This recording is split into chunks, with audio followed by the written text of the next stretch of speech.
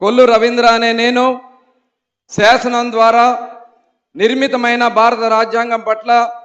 నిజమైన విశ్వాసం విధేయత చూపుతానని, భారతదేశ సార్వభౌమాధికారాన్ని సమగ్రతను కాపాడుతానని,